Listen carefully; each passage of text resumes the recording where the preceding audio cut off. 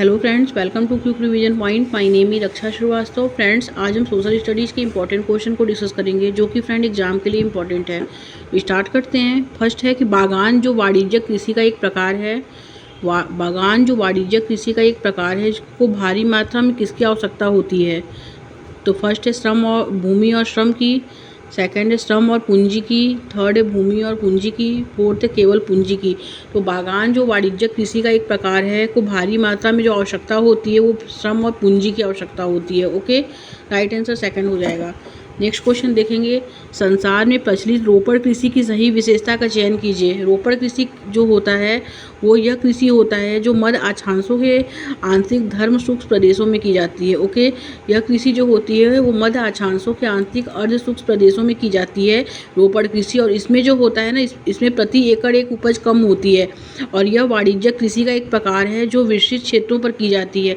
Okay, तो रोपड़ कृषि कौन सी कृषि है? रोपड़ कृषि जो है यह कृषि मध्य अक्षांशों के आंतरिक अर्ध सूक्ष्म प्रदेशों में की जाती है और इसमें प्रति एकड़ उपज कम होती है और यह वाणिज्यिक प्रकार की कृषि है जो विस्तृत क्षेत्रों पर की जाती है। ओके, राइट आंसर इसमें जो होगा तीनों इसमें करेक्ट है। नेक्स्ट क्वेश्चन देखेंगे फ्रेंड। निम्नलिखित में से कौन सी फसल खरीफ फसलों का उदाहरण है? फर्स्ट है गेहूं, बी है चना, सी है कपास एंड डी है मटर।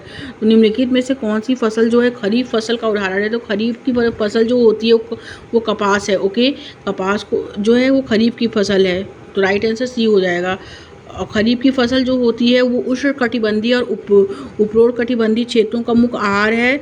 और चावल की जो होता है, चावल भी खरीफ का फसल है और चावल को जो है वो उच्च तापमान, उच्च आर्द्रता की वर्षा होती है और ये जलोढ़ यानी एलुवियल सॉइल में पाया जाता है चावल। ओके, तो इम्पॉर्टेंट है कि चावल की को जो है उच्च तापमान, उच्च आर्द्रता और वर्षा की आवश्यकता होती है और ये जलोढ़ मिट्टी में पाया जाता है। आगे देखते हैं। नेक्स्ट देखेंगे। और इसे चावल के लिए अग्रणी निर्माता देश जो है चीन है।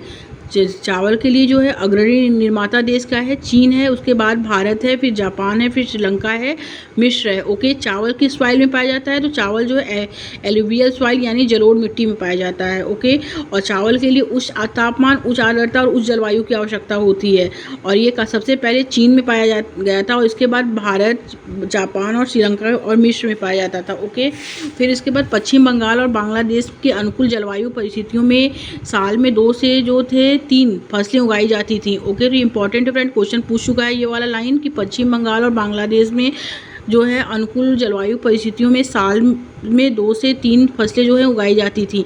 तो चावल के लिए उच्च आर्द्रता, उच्च जलवायु और ओके की आवश्यकता होती है। यह जलोढ़ मिट्टी में पाया जाता है और इसके निर्माता देश चीन है, जो फिर उसके बाद भारत, जापान, श्रीलंका और मिस्र है। और पश्चिम बंगाल और बांग्लादेश के अनुकूल जलवायु परिस्थितियों में साल में ये दो से 3 फसलें इसमें उगाई जाती थी। ओके, अब बात करेंगे चावल की खेती के संदर्भ में निम्नलिखित में से कौन सा कथन असत्य है?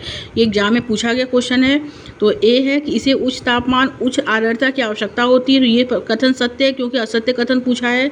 सेकंड है ये अच्छी तरह सूखी दोमट मिट्टी में सबसे अच्छा पनपता है, तो सूखी दोमट मिट्टी में जो पनपता है वो गेहूं पनपता है, ना कि चावल, ये गलत है। ओके, थर्ड है कि चीनी चावल के उत्पादन में अग्रणी है, चीन जो है चावल के उत्पादन में अग्रणी है, ये करेक्ट है। एंड डी है कि बांग्लादेश अनुकूल जलवायु परिस्थितियों में एक वर्ष में जो है चावल की 2 से अधिक फसलें जो है उगा सकता है। तो चावल के कथन में जो असत्य है वो यह है कि यह अच्छी तरह से सूखी दोमट मिट्टी में जो है अच्छे से पनपता है चावल, तो ये गलत है क्योंकि चावल के लिए जलोढ़ मिट्टी की आवश्यकता होती है। ओके, ना कि सूखी दोमट मिट्टी की आवश्यकता होती है, तो ये गलत है। राइट आंसर बी हो जाएगा इसमें। Next question. चावल की अच्छी खेती के लिए किस प्रकार की मृदा की आवश्यकता होती है? ये क्वेश्चन यूपी में पूछा गया है कि चावल की अच्छी खेती के लिए किस प्रकार की मृदा की आवश्यकता होती है? तो जलोढ़ मृदा की आवश्यकता होती है। ओके, नेक्स्ट क्वेश्चन देखेंगे। गेहूं के लिए कौन से तापमान की आवश्यकता होती है? तो गेहूं के लिए वर्धन काल, मध्यम तापमान और मध्यम वर्षा की आवश्यकता होती है। चावल के लिए उच्च तापमान, उच्च वर्षा और उच्च आर्द्रता की आवश्यकता होती है, लेकिन गेहूं के लिए मध्यम तापमान, मध्यम वर्षा की आवश्यकता होती है।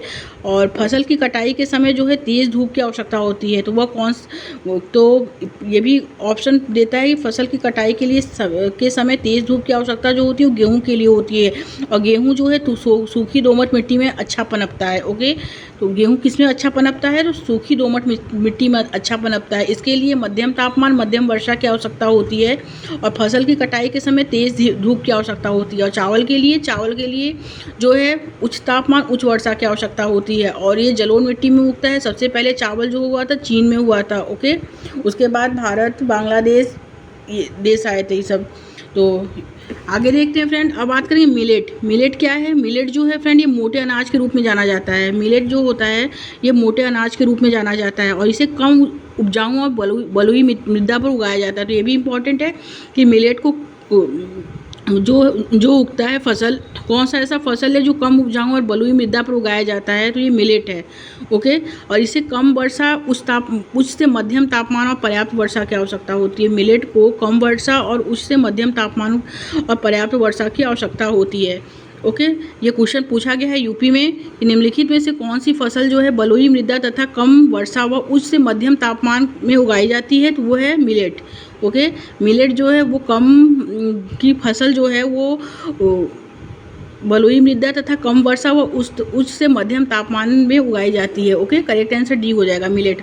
और ये भी यूपी में क्वेश्चन पूछा है कि मोटे अनाज किन्हें कहा जाता है, तो मोटे अनाज जो कहा जाता है ये मिलेट को कहा जाता है, ओके। मोटे अनाज किसे कहा जाता है? तो मोटे अनाज जो है मिलेट को कहा जाता है। मिलेट के लिए किस तापमान की आवश्यकता होती है? तो मिलेट के लिए जो आवश्यकता होती है वो कम वर्षा की और उच्च और मध्यम तापमान की जो है आवश्यकता होती है, ओके। और मिलेट के लिए कम वर्षा और उच्च मध्यम तापमान की आवश्यकता होती है। नेक्स्ट क्वेश्चन देखेंगे फ्रेंड। ये क्वेश्चन भी पूछा गया है यूपी में कि मिलेट को मोटे अनाज का कहा जाता है और जो मुख्य रूप से निम्न को मिलकर बनता है, तो किससे मिलकर बनता है? तो मिलेट जो है वो ज्वार, बाजरा और रागी से मिलकर बनता है। मिलेट जो है किससे मिलकर बनता है? तो मिलेट ज्वार, बाजरा और रागी से मिलकर बनता है। मिलेट को मोटे अनाज कहा जाता है और जो मुख्य रूप से निम्न में से मिलकर बनता है, तो ज्वार, बाजरा और रागी से मिलकर बनता है। नेक्स्ट क्वेश्चन, ये भी एग्जाम में पूछा गया क्वेश्चन है कि निम्नलिखित में से कौन सी फसल कम उपजाऊ तथा बलुई मृदा में उगाई जाती है? तो कम उपजाऊ और बलुई मृदा में जो उगाई जाती है वो मिलेट है, ओके। तो मिलेट जो है वो मोटे अनाज के रूप में भी जाना जाता है। इसे कम उपजाऊ और बलुई मृदा में भी उगाया जाता है। इसमें कम वर्षा और उच्च से मध्यम तापमान की आवश्यकता होती है, ओके। तो इम्पॉर्टेंट है मिलेट।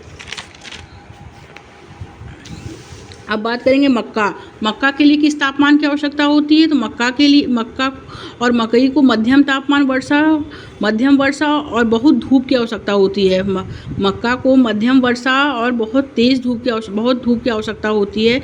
यह अच्छी तरह से अपवाहित उपजाऊ मिट्टी की ज़रूरत है उसको, ओके। मक्का को जो है अच्छी तरह से अपवाहित उपजाऊ मिट्टी की ज़रूरत है। और उत्तरी अमेरिका, ब्राज़ील, चीन, रूस, भारत व मैक्सिको जो है मक्का के लिए प्रसिद्ध जो है राज्य हैं, ओके। अब बात करेंगे कपास। कपास जो होता है इसके लिए उच्च तापमान, हल्की वर्षा की आवश्यकता होती है और 210 से मुक्त दिन और तेज धूप की आवश्यकता होती है कपास को, ओके।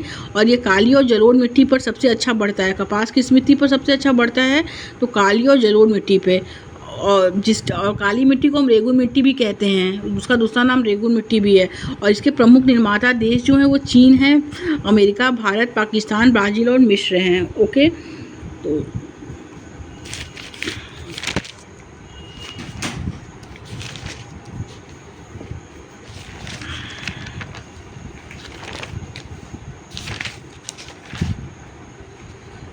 नेक्स्ट देखते हैं फ्रेंड, शरीयत क्या होता था? शरीयत क्या होता था? शरीयत फिर खानखा है, फिर दरगाह है, ओके। तो शरीयत जो होता था फ्रेंड वो सूफी संत का मकबरा होता था, ओके। शरीयत जो होता था सूफी संत का मकबरा होता था, ओके। और इसके बाद खानखा जो होता था, खानखा वो होता था कि जहाँ सूफी संत अपनी विशेष बैठकों का आयोजन करते थे। और दरगाह जो होता है वो होता मुसलमानों का पवित्र कानून होता था, ओके। दरगाह जो होता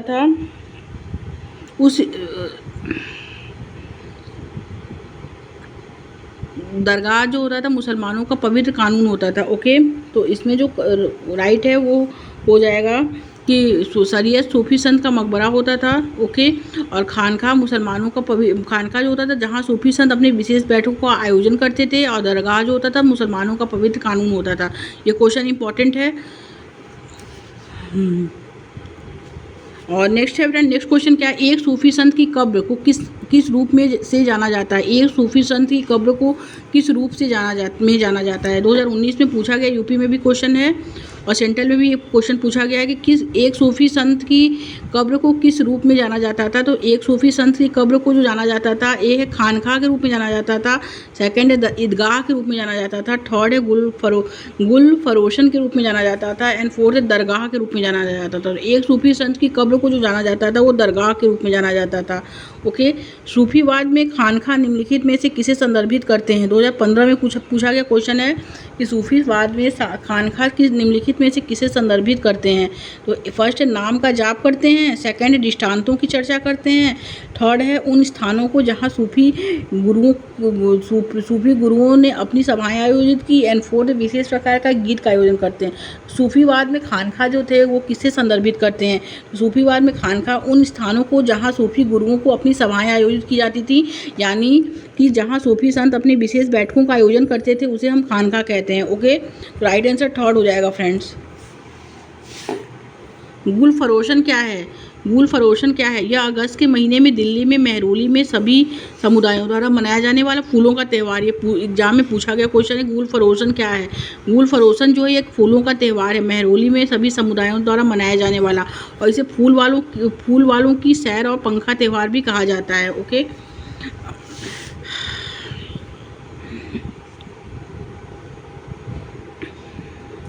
नेक्स्ट क्वेश्चन देखेंगे फ्रेंड, निम्नलिखित में से कौन जो है सौर मंडल का एक सदस्य नहीं है। तो सौर मंडल का कौन सा एक सदस्य नहीं है। फर्स्ट है क्षुद्र ग्रह, ये सौर मंडल का सदस्य है। उल्काएं भी सौर मंडल के सदस्य हैं, उपग्रह भी है, लेकिन धूमकेतु जो है वो सौर मंडल का सदस्य नहीं है, ओके। राइट आंसर 4 हो जाएगा। नेक्स्ट क्वेश्चन देखेंगे, दादा भाई नौरोजी जो कि भारतीय राष्ट्रीय कांग्रेस के बड़े नेता थे, कभी भी भारतीय राष्ट्रीय कांग्रेस के अध्यक्ष नहीं बने। तो ये गलत है, क्योंकि दादा भाई नौरोजी जो थे तो 3 बार भारतीय राष्ट्रीय कांग्रेस के अध्यक्ष बन चुके थे। फर्स्ट जो बने तो 1886 में बने थे, सेकंड 1893 में बने थे, एंड थर्ड जो है 1996 में बने थे, ओके। और ये 2019 में पूछा गया क्वेश्चन है, तो ये गलत है, क्योंकि दादा, और सेकंड है कि वह व्यवसायी और प्रचारक थे, वे लंदन में रहते थे और कुछ समय के लिए ब्रिटिश संसद के सदस्य भी रहे। तो ये करेक्ट है, ओके।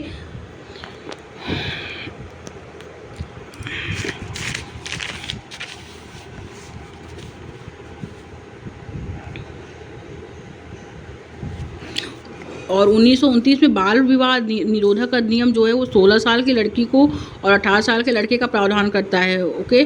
16 साल की लड़की होनी चाहिए और 18 साल का लड़का होना चाहिए। और बाल विवाह निरोधक अधिनियम कब पारित हुआ था, तो 1929 में पारित हुआ था। और नेक्स्ट क्वेश्चन है कि बाल विवाह निरोधक अधिनियम को किस नाम से भी जाना जाता है। तो बाल विवाह निरोधक अधिनियम को, ये यूपी में क्वेश्चन पूछा है कि बाल विवाह निरोधक अधिनियम को किस नाम से भी जाना जाता है। तो फर्स्ट है सती अधिनियम, सेकंड है कन्याओं का अधिकार अधिनियम, थर्ड है शारदा अधिनियम, एंड फोर्थ है सावित्रीबाई अधिनियम। तो बाल विवाह निरोधक अधिनियम को जो जाना जाता था वो शारदा अधिनियम के नाम से जाना जाता था, ओके। राइट आंसर सी हो जाएगा फ्रेंड इसमें।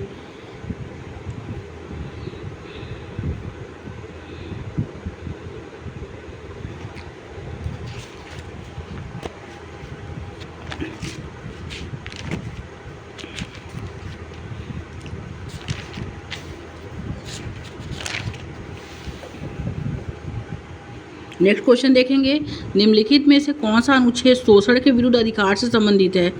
वह कौन सा अनुच्छेद है जो शोषण के विरुद्ध अधिकार से संबंधित है। ए आर्टिकल 20, बी आर्टिकल 23, एंड सी है आर्टिकल 22, एंड डी है आर्टिकल 21। तो शोषण के विरुद्ध अधिकार से जो संबंधित है वो आर्टिकल 23। आर्टिकल 23 जो है वो शोषण के विरुद्ध अधिकार से संबंधित है, ओके। और आर्टिकल 24 जो है 14 साल से छोटे बच्चों को हानिकारक जगहों पर संविधान या मानव तस्करी, जबरन श्रम और 14 वर्ष के कम उम्र के बच्चों का रोजगार प्रतिबंध लगाता है, अनुच्छेद 24, ओके। नेक्स्ट क्वेश्चन देखेंगे फ्रेंड, स्थानांतरित कृषि और चलवासी पशुचारण निम्नलिखित में से किसके उदाहरण हैं। तो स्थानांतरित कृषि और चलवासी पशुचारण निम्नलिखित में से किसके उदाहरण हैं? तो फर्स्ट है गहन निर्वाह कृषि के उदाहरण हैं, सेकंड आदिम निर्वाह कृषि के उदाहरण है, थर्ड मिश्रित कृषि के उदाहरण है, फोर्थ वाणिज्यिक कृषि के उदाहरण है। तो स्थानांतरित कृषि और चलवासी पशुचारण जो है वो आदिम निर्वाह कृषि के उदाहरण है। ओके, राइट आंसर सेकंड हो जाएगा। और स्थानांतरित कृषि को कथन और दहन की भी कृषि कहते हैं। स्थानांतरित कृषि को कथन और दहन की भी कृषि कहते हैं। स्थानांतरित कृषि को भारत में झूम के नाम से बुलाते हैं, रोका, और ब्राज़ील में रोका के नाम से, और लद्दाख मलेशिया में लद्दाख के नाम से, और मैक्सिको में जो है मिल्पा के नाम से। ओके, नेक्स्ट क्वेश्चन देखेंगे फ्रेंड, कन्नौज के त्रिपक्षीय संघर्ष निम्नलिखित में से कौन से ताकतों द्वारा लड़ा गया था? कन्नौज के त्रिपक्षीय संघर्ष जो था वो निम्नलिखित में से कौन से ताकतों द्वारा लड़ा गया था? यूपी में क्वेश्चन पूछा गया है और सेंट्रल में भी पूछा है क्वेश्चन ये कि कन्नौज के लिए त्रिपक्षीय संघर्ष जो है निम्नलिखित में से कौन से ताकतों द्वारा लड़ा गया था? तो फर्स्ट है पाल वंश, चालुक्य वंश, राष्ट्रकूट वंश, सेकंड है गुर्जर प्रतिहार वंश, राष्ट्रकूट वंश एंड पाल वंश, एंड थर्ड है गुर्जर प्रतिहार, चालुक्य और पाल वंश, एंड फोर्थ है गुर्जर प्रतिहार, चोल वंश और पाल वंश। वेरी इंपॉर्टेंट क्वेश्चन है। तो कन्नौज के त्रिपक्षीय संघर्ष जो है वो गुर्जर प्रतिहार वंश, राष्ट्रकूट वंश और पाल वंश, ये तीनों के बीच लड़ा गया था। ओके, राइट आंसर सेकंड हो जाएगा इसमें। नेक्स्ट क्वेश्चन देखेंगे, इनमें से कौन से जोड़े जो है सुमेल है? तो हिंदू उत्तराधिकार अधिनियम जो है कानून 2005 महिला संपत्ति अधिकार है। इसमें जो होगा फर्स्ट करेक्ट हो जाएगा। नेक्स्ट क्वेश्चन देखेंगे फ्रेंड, सामाजिक विज्ञान पाठ्यक्रम की प्रगति कैसी होती है? फर्स्ट है सामाजिक अलगाव और विघटन का अध्ययन है, सेकंड है मानव संबंधों का अध्ययन है, थर्ड है इसमें वैज्ञानिक रूप से मानव विकास का अध्ययन है, सामाजिक और व्यक्तिगत लाभों का अध्ययन है। सामाजिक विज्ञान की जो प्रगति होती है पाठ्यक्रम जो होता है वो सामाजिक और व्यक्तिगत लाभों का इसमें अध्ययन है। Okay, very important. इग्नियस जो है फ्रेंड वो लैटिन शब्द इग्नस से बना है। ओके, और जिसका अर्थ होता है अग्नि। वेरी इंपॉर्टेंट है क्वेश्चन, इसमें से पूछा है सेंटीमेंट्री का। सेंटीमेंट्री शब्द जो लैटिन शब्द सेंटीमेंट से बना है जिसका अर्थ है स्थिर, और मोटामोर्फिक शब्द ग्रीक शब्द मोटामोर्फोस से बना है जिसका अर्थ है रूप परिवर्तन। ओके, इग्नियस शब्द लैटिन शब्द इग्नियस से बना है जिसका अर्थ है अग्नि। सेंटीमेंट्री शब्द लैटिन शब्द सेंटीमेंट से बना है जिसका अर्थ है स्थिर। मेटामोर्फिक शब्द ग्रीक शब्द मेटामोर्फोस से बना है जिसका अर्थ है रूप परिवर्तन। ओके, नेक्स्ट क्वेश्चन देखेंगे फ्रेंड, वायुमंडल में क्षोभ सीमा के मध्य सीमा की ओर बढ़ने पर तापमान कैसा होता है? तो वायुमंडल में क्षोभ सीमा से मध्य सीमा की ओर बढ़ने पर तापमान जो होता है पहले बढ़ता है फिर घटता है। ओके, करेक्ट आंसर फर्स्ट हो जाएगा। नेक्स्ट क्वेश्चन देखेंगे, वितरण के आधार पर संसाधनों को वर्गीकृत किया जा सकता है। तो वितरण के आधार पर संसाधन को नवीकरणीय संसाधन और अनवीकरणीय संसाधन में जो है वर्गीकृत किया जा सकता है। करेक्ट आंसर फर्स्ट हो जाएगा। नेक्स्ट क्वेश्चन देखेंगे फ्रेंड, किसके शासन में सबसे ज़्यादा संख्या में अभिलेख लिखे गए थे? तो किसके शासन में सबसे ज़्यादा संख्या में अभिलेख लिखे गए थे? फर्स्ट है अशोक, सेकंड है चंद्रगुप्त, थर्ड है कर्ण एंड फोर्थ है हर्षवर्धन। तो सबसे ज़्यादा जो अभिलेख लिखे गए थे वो अशोक के शासनकाल में लिखे गए थे जो ब्राह्मी और फारसी लिपि में लिखे गए थे। ओके, राइट आंसर फर्स्ट हो जाएगा फ्रेंड इसमें। नेक्स्ट क्वेश्चन देखेंगे फ्रेंड, गंगा के दक्षिण में फैला गंगा तथा इसकी सहायक नदी सोन के आसपास का क्षेत्र प्राचीन काल में किस नाम से जाना जाता था?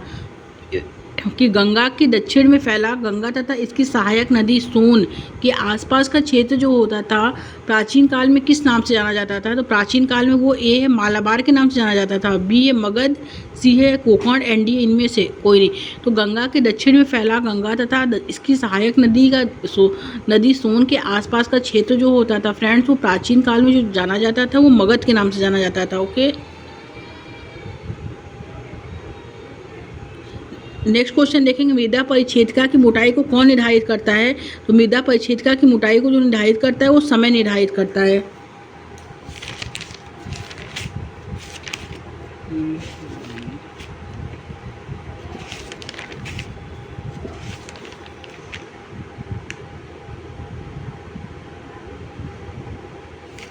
नेक्स्ट क्वेश्चन देखेंगे फ्रेंड, भारतीय राज्य की सरकार किस प्रकार की है?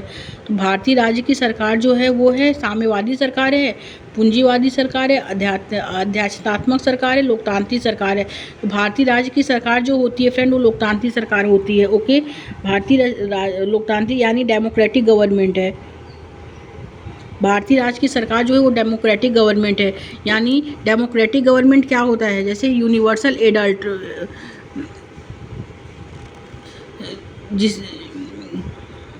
जिसमें जो सरकार जिसमें जो ये डेमोक्रेटिक गवर्नमेंट जो होता है यूनिवर्सल एडल्ट या जिसमें in the earlier time government allowed only man, जिसमें ओनली केवल पुरुषों को अधिकार दिया जाता था who own properties and were educated to vote. और पहले के समय में सरकारें केवल उन पुरुषों को वोट देने की अनुमति देती थी जो संपत्ति के मालिक होते थे और शिक्षित होते थे। ओके, पहले समय में जो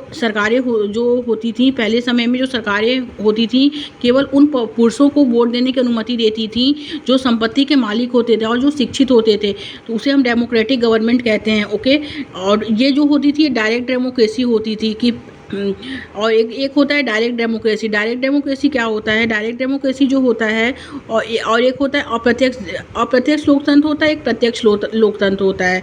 ओके, ये और यूनिवर्सल एडल्ट जो सार्वभौमिक होता है और all the adult above 18 years in the countries और अलाउड टू वोट। तो डेमोक्रेटिक गवर्नमेंट जो था वो लोकतांत्रिक सरकार है। ओके, भारतीय राज्य की सरकार किस प्रकार की है, तो लोकतांत्रिक सरकार है जिसमें केवल पुरुषों को जो है अधिकार दिया जाता था, उस समय महिलाओं को अधिकार नहीं दिया जाता था डायरेक्ट में। ओके, और सरकार जो होता है दो प्रकार का होता है, एक होता है लोकतंत्र, एक राजतंत्र होता है। जैसे डेमोक्रेसी एक मोनार्ची होता है। ओके, और people give the government this power to make decision और government explains its action to the people.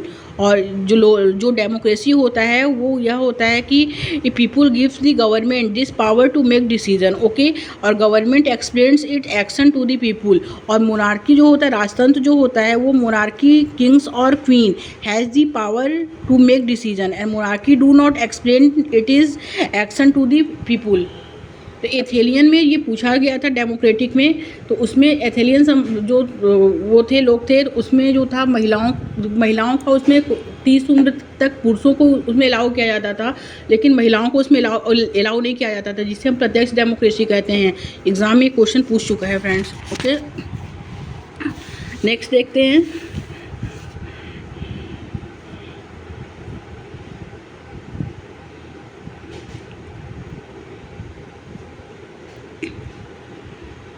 Next है फ्रेंड कि लोकतंत्र में चुनावों के संबंध में निम्नलिखित दो कथन पर विचार करें। 2016 में पूछा गया क्वेश्चन है कि लोकतंत्र के चुनावों के संबंध में निम्नलिखित दो कथनों पर विचार करें। ए है कि प्रतिनिधि लोकतंत्र में लोग अपने प्रतिनिधियों को चुनकर अप्रत्यक्ष रूप से भाग लेते हैं और वे प्रतिनिधि पूरे देश के लिए कानून जो और नियम बनाते हैं, तो ये करेक्ट है। और सरकारें नियमित चुनाव द्वारा बदली जा सकती हैं, तो ये गलत है। पहला वाला इसमें गलत है, क्योंकि प्रतिनिधि लोकतंत्र में लोग अपने प्रतिनिधियों को चुनकर अप्रत्यक्ष रूप से भाग लेते हैं और वे प्रतिनिधि पूरे देश के लिए कानून और नियम बनाते हैं। अप्रत्यक्ष नहीं, प्रत्यक्ष रूप, ये गलत है। और इसमें जो होगा सरकारें नियमित चुनाव द्वारा बदली जा सकती हैं, तो ये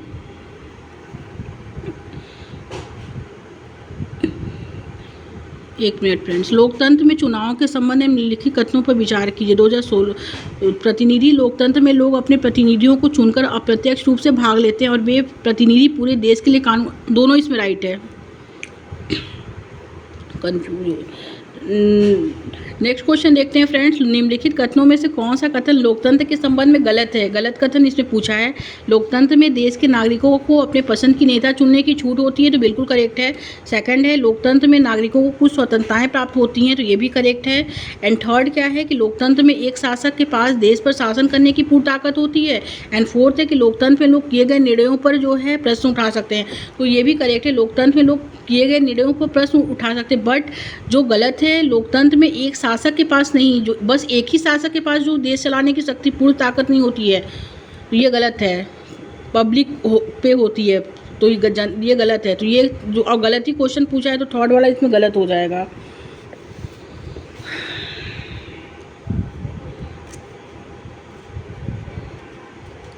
नेक्स्ट क्वेश्चन देखेंगे फ्रेंड, कृष्ण राज सागर बांध निम्नलिखित नदियों में से किस पर बनाया गया था?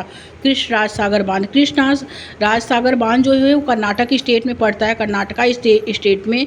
और ये किस नदी पर बनाया गया था? तो ये कावेरी नदी पर बनाया गया था। ओके, कृष्ण राज सागर बांध जो है वो कावेरी नदी पर बनाया गया था।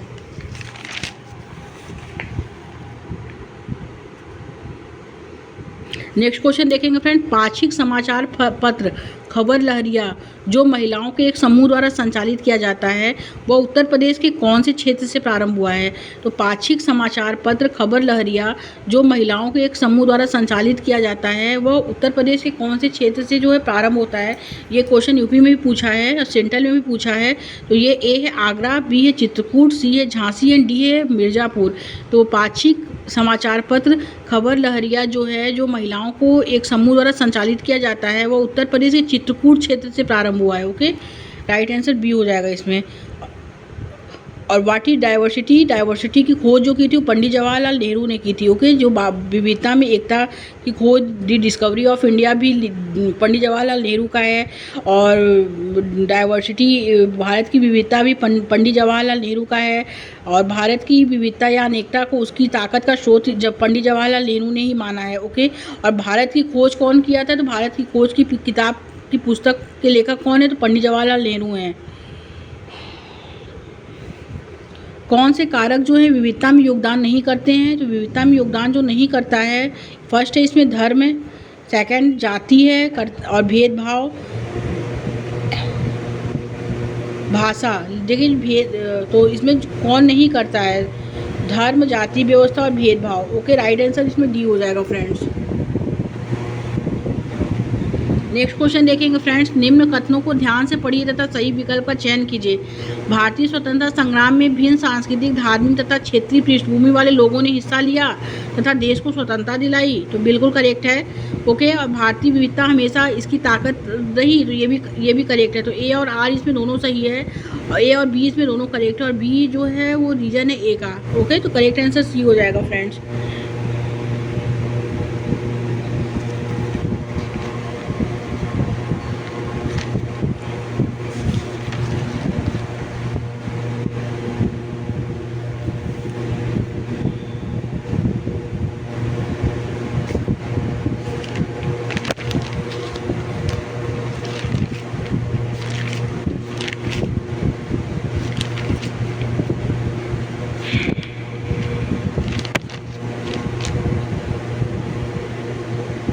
नेक्स्ट क्वेश्चन देखते हैं फ्रेंड्स, भारत और किस देश के मध्य मैत्री मिशन चलाया जा रहा है? तो ए है अमेरिका, बी है फ्रांस, सी है ऑस्ट्रेलिया एंड डी है रूस। तो भारत और किस देश के मध्य मैत्री मिशन चलाया जा रहा है? तो वो ऑस्ट्रेलिया के मध्य। ओके, भारत और ऑस्ट्रेलिया देश के मध्य मैत्री मिशन चलाया जा रहा है। राइट आंसर सी हो जाएगा। रमाबाई जो थी, जो महिला शिक्षा की योद्धा थी, कभी स्कूल नहीं गई, फिर भी उन्हें पंडिता की उपाधि दी गई। तो क्यों दी गई? क्योंकि वे संस्कृत को पढ़ना लिखना जानती थी, जो एक समय जो था बहुत बड़ी उपलब्धि थी, क्योंकि उनके समय में महिलाओं को इस प्रकार का ज्ञान जो था वो अर्जित करने की अनुमति नहीं थी। ओके, तो पंडिता रमाबाई जो थी वो क्या थी? वो पंडित की वो पढ़ना लिखना नहीं जानती थी। क्वेश्चन पूछता है फ्रेंड रमाबाई से कि रमाबाई जो थी वो महिला जो थी वो शिक्षा की योद्धा थी, कभी स्कूल नहीं गई, फिर भी उन्हें पंडिता की उपाधि दी गई। क्यों दी गई? क्योंकि वे संस्कृत पढ़ना लिखना जानती थी, और जो एक बहुत बड़ी उपलब्धि थी, क्योंकि उनके समय में महिलाओं को इस प्रकार का ज्ञान अर्जित करने की अनुमति नहीं थी। ओके, और महिला शिक्षा की यह योद्धा स्वयं कभी स्कूल नहीं गई, पर अपने माता पिता से उन्होंने पढ़ना लिखना सीख लिया था, और पंडिता की उपाधि दी गई क्योंकि वे संस्कृत पढ़ना लिखना जानती थी, इसलिए जो उस समय की औरतों के लिए बहुत बड़ी उपलब्धि थी। ओके, और औरतों को तब ये ज्ञान जो था अर्जित करने की अनुमति नहीं थी। तो नेक्स्ट क्वेश्चन देखेंगे फ्रेंड, ईसा मसीह के 12 धर्म प्रचारक शिष्यों में से किस संत को भारत में ईसाई धर्म लाने का श्रेय दिया जाता है? वो सेंट थॉमस को दिया जाता है। ओके, नेक्स्ट क्वेश्चन देखेंगे, ऐसा माना जाता है कि ईसा मसीह के दूत सेंट थॉमस लगभग 2000 साल पहले केरल आए थे और उन्हें भारत में ईसाई धर्म लाने का श्रेय दिया जाता है। ओके, और नेक्स्ट क्वेश्चन देखेंगे फ्रेंड, केरल में लोग अलग अलग धर्मों का पालन करते थे, जैसे यहूदी धर्म, इस्लाम धर्म, बौद्ध धर्म, हिंदू धर्म, ईसाई धर्म। और बी है कि सदा से केरल अंतर्राष्ट्रीय यात्रियों और जो है अंतर्राष्ट्रीय यात्रियों और व्यापारियों का आकर्षण केंद्र रहा है। तो ए और बी इसमें दोनों सही है, और बी जो है एक्सप्लेन है ए का। ओके, नेक्स्ट क्वेश्चन देखेंगे, निम्न में से कौन सा विविधता को बढ़ावा देता है? विविधता को बढ़ावा कौन देता है? 2012 में पूछा गया क्वेश्चन है। फर्स्ट है अपनी मातृभाषा में बोलना, सेकंड अपने त्योहारों को मनाना, थर्ड है अपने गाँव जाना, फोर्थ है रेलगाड़ी में यात्रा करना। तो विविधता को बढ़ावा जो देता है वो रेलगाड़ी में यात्रा करना है। ओके, नेक्स्ट क्वेश्चन देखेंगे फ्रेंड्स, निम्नलिखित कथनों को पढ़िए तथा सही का चयन करना है। तो फर्स्ट है भारत में यथेष्ट बहुत सामाजिक सांस्कृतिक विविधता है, ये करेक्ट है। सेकंड है विविधता अनिवार्य रूप से समान जो है अवसर की ओर प्रेरित करती है, तो ये गलत है। तो करेक्ट आंसर डी हो जाएगा। नेक्स्ट क्वेश्चन देखेंगे फ्रेंड, बारदोली सत्याग्रह का सफल नेतृत्व किसने किया था? तो ए है वल्लभ भाई पटेल ने किया था, मोतीलाल नेहरू, जेपी कृपलानी, जवाहरलाल नेहरू, उपयुक्त में से एक से अधिक। तो बारदोली सत्याग्रह का जो नेतृत्व किया था वो वल्लभ भाई पटेल जी ने किया था। ओके, 1928 में गुजरात में सरदार वल्लभ भाई पटेल ने जो था वो बारदोली सत्याग्रह का जो था नेतृत्व किया था। ओके, करेक्ट आंसर ए हो जाएगा फ्रेंड्स। नेक्स्ट क्वेश्चन देखेंगे, बारदोली सत्याग्रह जो है 1926 में ब्रिटिश सरकार द्वारा भू राजस्व में 30% की वृद्धि के खिलाफ जो है गुजरात में बारदोली तालुका से शुरू हुआ और राजस्व अभियान के संगठन का नेतृत्व किया, और बारदोली की महिलाओं ने उन्हें सरदार की उपाधि भी दी थी। ओके, तो सरदार वल्लभ भाई पटेल को सरदार की उपाधि किसने दी थी? तो बारदोली की महिलाओं ने दी थी। ओके, नेक्स्ट क्वेश्चन देखेंगे फ्रेंड, फरवरी 1922 में पुलिस चौकी में आग लगने की घटना से संबंधित चौरी चौरा कांड किस राज्य में है? तो फरवरी 1922 में पुलिस चौकी में आग लगाने की घटना से संबंधित चौरी चौरा किस राज्य में है? ए है राजस्थान, बी है मध्य प्रदेश, सी है बिहार, डी है उत्तर प्रदेश। तो वो उत्तर प्रदेश में है। ओके, नेक्स्ट क्वेश्चन देखेंगे, 1929 ईस्वी में लाहौर में आयोजित भारतीय राष्ट्रीय कांग्रेस के अधिवेशन का अध्यक्ष कौन था? तो 1929 ईस्वी में लाहौर में आयोजित भारतीय राष्ट्रीय कांग्रेस के अधिवेशन का अध्यक्ष जो था, ए है वल्लभ भाई पटेल, बी है मोतीलाल नेहरू, सी है जवाहरलाल नेहरू, डी है राजेंद्र प्रसाद। तो वो था वल्लभ भाई Patel. Okay, correct answer A हो जाएगा। नेक्स्ट क्वेश्चन देखेंगे फ्रेंड्स, निम्न में से कौन जो है मध्यम राष्ट्रवाद का हिस्सा है? मध्यम राष्ट्रवाद का हिस्सा कौन था? तो फर्स्ट है इसमें डॉक्टर सुब्रह्मण्यम अय्यर थे, एंड सेकंड है बाल गंगाधर थे, और दादा भाई नौरोजी जो थे ये गलत है। तो पहला दूसरा इसमें करेक्ट हो जाएगा। तो राइट आंसर फर्स्ट ए हो जाएगा। नेक्स्ट क्वेश्चन, रैयतवाड़ी व्यवस्था सर्वप्रथम कहाँ लागू की गई थी? तो रैयतवाड़ी व्यवस्था गुजरात में, बी है मद्रास, सी है मुंबई, एंड डी है उड़ीसा। तो रैयतवाड़ी व्यवस्था जो है लागू की गई थी वो उड़ीसा में लागू की गई थी। ओके, नेक्स्ट क्वेश्चन देखेंगे, ऑल इंडिया हरिजन संघ की स्थापना 1932 में किसके द्वारा की गई? फ्रेंड ये सब मेन टीचिंग एग्ज़ाम, ये सब जो मेन टीचिंग एग्ज़ाम होता है ना, जिससे सिलेक्शन करके नौकरी जो लगती है उसका ये सब क्वेश्चन है, और ये सब सेंट्रल लेवल में भी क्वेश्चन पूछा है। तो ऑल इंडिया हरिजन संघ की स्थापना 1932 में किसके द्वारा की गई थी? तो डॉक्टर भीमराव अम्बेडकर, एंड बी है जगजीवन राम, सी है महात्मा गांधी, एंड डी है उपयुक्त में से एक से अधिक। तो ऑल इंडिया हरिजन संघ की स्थापना जो है 1932 में वो महात्मा गांधी के द्वारा की गई थी। ओके, नेक्स्ट क्वेश्चन देखेंगे फ्रेंड, ES 1876 में इंडियन एसोसिएशन की स्थापना किसने की थी? और ये बहुत से अदर एग्जाम में भी पूछे गए क्वेश्चन है, ओनली टीचिंग में ही नहीं, अदर एग्जाम में भी क्वेश्चन ये सब पूछे हैं। ए है सुरेंद्र नाथ बनर्जी 1876, बी है चित्तरंजन दास, एंड सी है WC बनर्जी, एंड डी है अरविंद घोष, एंड ये एक से अधिक। तो ES 1876 में इंडियन एसोसिएशन की स्थापना किसने की थी? तो वो की थी सुरेंद्र नाथ बनर्जी 1876 में की थी। ओके, सुरेंद्र नाथ बनर्जी के द्वारा किया गया था। नेक्स्ट क्वेश्चन, 1905 ईस्वी में सर्वेंट्स ऑफ इंडिया सोसाइटी की स्थापना किसके द्वारा की गई थी?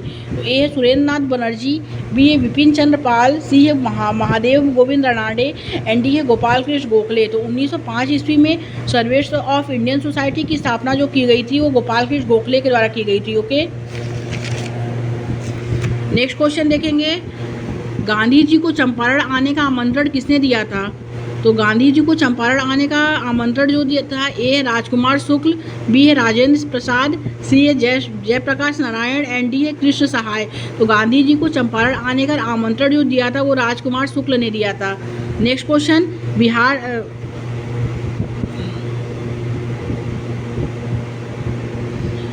बिहार छात्र परिषद को संगठित किया था तो राजेंद्र प्रसाद ने संगठित किया था। ओके, करेक्ट आंसर ए हो जाएगा। नेक्स्ट क्वेश्चन देखेंगे, सुखदेव, भगत सिंह तथा राजगुरु को किस तारीख को फांसी दी गई थी? तो सुखदेव, भगत सिंह तथा राजगुरु को जो है वो 23 मार्च 1931 को क्या है फांसी दी गई थी। ओके, करेक्ट आंसर बी हो जाएगा फ्रेंड।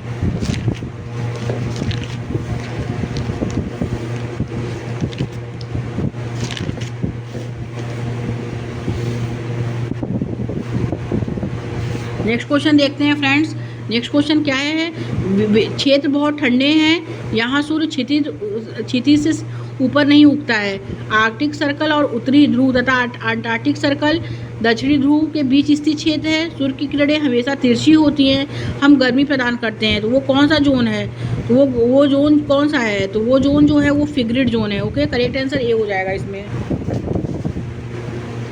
इक्विनॉक्स क्या होता है? इक्विनॉक्स जो होता है फ्रेंड वो 21 मार्च व 23 सितंबर को सूर्य की किरणें विषुवत पर सीधी पड़ती हैं, तो उसे हम इक्विनॉक्स कहते हैं। 21 जून को विषुवत के उत्तरी भाग में गर्मी का मौसम होता है और इस क्षेत्रों में सबसे लंबा दिन और सबसे छोटी रात होती है। तो सबसे लंबा दिन और सबसे छोटी रात किस तारीख को होती, किस दिन होती है? तो 21 जून को होती है। ओके, 21 जून को सबसे लंबा दिन और सबसे छोटी रात होती है।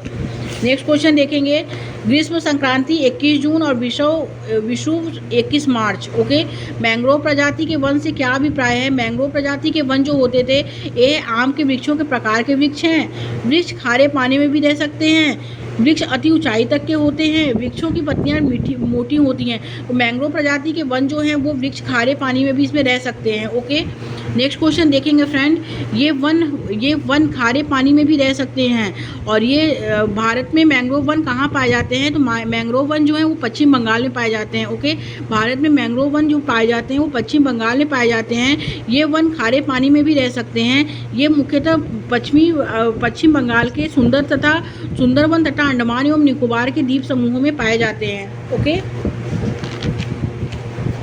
नेक्स्ट क्वेश्चन देखेंगे फ्रेंड कि टुंड्रा यानी पोलार रीजन, इस क्षेत्र में जो है सील, कसूरी बैल, ध्रुवी भालू जैसे जानवर पाए जाते हैं। तो ए का थर्ड हो जाएगा। उष्णकटिबंधीय मरुस्थल, बी का जो है 4 हो जाएगा, सांप, छिपकली, ऊंट। ओके, और सी जो है शीतोड़ घास स्थल जो है सी का फर्स्ट हो जाएगा। जंगली भैंस, बाइसन, एंटीलोप और जो है और डी जो है उष्णकटिबंधीय घास स्थल जो है हाथी, जेब्रा, जिराफ। ओके, इंपॉर्टेंट है फ्रेंड्स। इनमें से कहाँ केवल लाइकेन और काई पाई जाती है? तो किस क्षेत्र में जो है लाइकेन और काई पाई जाती है? ए है टैगा वनस्पति, बी है टुंड्रा ध्रुवीय वनस्पति, एंड सी है उष्णकटिबंधीय सदाबहार वनस्पति, एंड डी है नन ऑफ दी। तो टैगा जो लाइकेन और काई जो पाई जाती है फ्रेंड्स वो टुंड्रा वनस्पति यानी पोलार रीजन में पाई जाती है। ओके, करेक्ट आंसर बी हो जाएगा। नेक्स्ट क्वेश्चन देखेंगे फ्रेंड, वेरी इंपॉर्टेंट क्वेश्चन है ये कि उष्णकटिबंधीय वर्षा वन, मैंग्रोव वन जो होते हैं वो सुंदरी होता है। ओके, डी का 4 हो जाएगा। तो डी का 4 2 ऑप्शन में दिया है, 2 ऑप्शन में नहीं दिया, तो ये 2 ऑप्शन कट हो जाएगा। ओके, कंटीली झाड़ियाँ राजस्थान में पाई जाती हैं, सी का फर्स्ट हो जाएगा। सी का फर्स्ट भी दोनों ऑप्शन में दिया है। ओके, आगे देख लेते हैं। उष्णकटिबंधीय वर्षा वन, उष्णकटिबंधीय वर्षा वन जो होते हैं पश्चिमी घाट के पूर्वी ढलाव। ओके, और कंटीली झाड़ियाँ जो होती हैं पश्चिमी घाट के, और उष्णकटिबंधीय पर्णपाती वन जो होते हैं, उष्णकटिबंधीय वर्षा वन पश्चिमी घाट के पश्चिमी ढलाव पे, और उष्णकटिबंधीय पर्णपाती वन जो होते हैं वो पश्चिमी घाट के पूर्वी ढलाव। तो राइट आंसर इसमें सेकंड होगा। ओके, नेक्स्ट क्वेश्चन देखेंगे फ्रेंड्स। नेक्स्ट क्वेश्चन क्या है? नेक्स्ट क्वेश्चन है कंटीली झाड़ियाँ।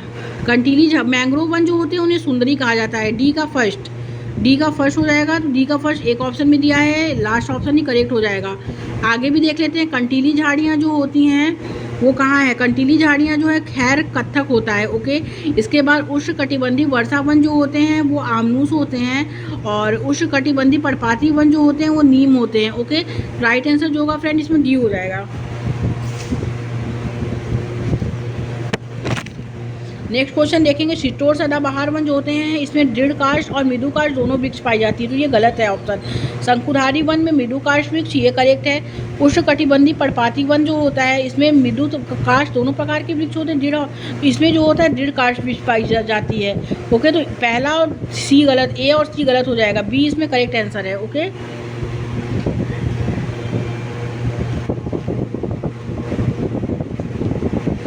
नेक्स्ट क्वेश्चन देखते हैं फ्रेंड्स। नेक्स्ट क्वेश्चन है कि निम्न वर्णित विशेषताओं के आधार पर वनों के प्रकार की पहचान करना। ये साधारणतः महाद्वीपों की पूर्वी किनारों पर पाए जाते हैं, जैसे दक्षिणी चीन। और बांज, चीड़ एवं यूकेलिप्टस उदाहरण है पेड़ों के जो यहाँ पाए जाते हैं। तो वो शीतोष्ण सदाबहार वन है, शीतोष्ण सदाबहार वन यानी temperate evergreen forest, temperate evergreen forest. और यहाँ के जो वृक्ष होते हैं वो दृढ़ काष्ठ वृक्ष होते हैं। ओके, तो करेक्ट आंसर सी हो जाएगा इसमें। बात करते हैं कोनीफेरस फॉरेस्ट की। कोनीफेरस फॉरेस्ट जो होता है ये उत्तरी गोलार्ध में उच्च अक्षांश 50 से 70 डिग्री में पाया जाता है। ये जंगल अधिक ऊंचाई पर भी देखे जाते हैं। इन्हें टैगा भी कहा जाता है। और इसका जो मतलब होता है रूसी भाषा में शुद्ध या छूटा या नरम लकड़ी के सदाबहार पेड़ होते हैं। ओके, नेक्स्ट क्वेश्चन देखेंगे, किस प्रकार के वन में नरम काष्ठ वाले वृक्ष जैसे चीड़, देवदार आदि उगते हैं और पैदा होते हैं। तो शंकुधारी वन में यानी कोनीफेरस फॉरेस्ट में। राइट आंसर सी हो जाएगा।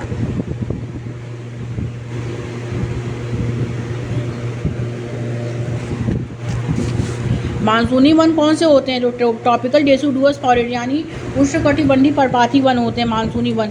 भारत, उत्तरी ऑस्ट्रेलिया और उत्तर अमेरिका में मिलते हैं। ये क्षेत्र मौसमी परिवर्तनों का अनुभव करते हैं। जल संरक्षित रखने के लिए शुष्क मौसम में यहाँ के वृक्ष जो है पत्तियाँ जो होते हैं झाड़ देते हैं। ओके, और the tropical evergreen forest is called lungs of the earth यानी उष्णकटिबंधीय सदाबहार वन को पृथ्वी का फेफड़ा कहा जाता है।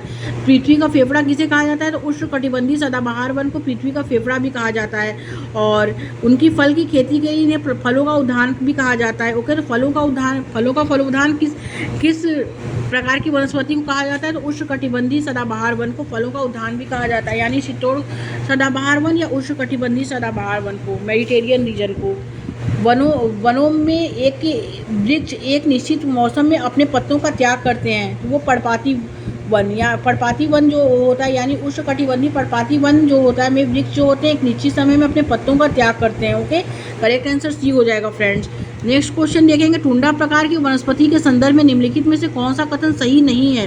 तो टुंड्रा प्रदेश की वनस्पति जो होती है छोटी झाड़ियाँ होती हैं, इस वनस्पति का एक हिस्सा होती हैं और काई और लाइकेन यहाँ पाए जाते हैं। प्राकृतिक वनस्पतियों का यह विकास यहाँ सीमित होता है। ओके, और टुंड्रा जो होता है वो पोलार यानी उत्तरी ध्रुवीय क्षेत्र में पाए जाते हैं। ओके, तो ये समशीतोष्ण क्षेत्र में पाई जाती है, ये समशीतोष्ण क्षेत्र में नहीं उत्तरी ध्रुवीय क्षेत्र में पाई जाती है, तो ये गलत है। ओके, और टुंड्रा जो होता है ध्रुवीय क्षेत्रों में केवल काई, लाइकेन और बहुत छोटी झाड़ियाँ पाई जाती हैं और अल्पकालिक ग्रीष्म ऋतु के दौरान विकसित होती हैं। और टुंड्रा प्रकार की वनस्पति इन्हें कहा जाता है।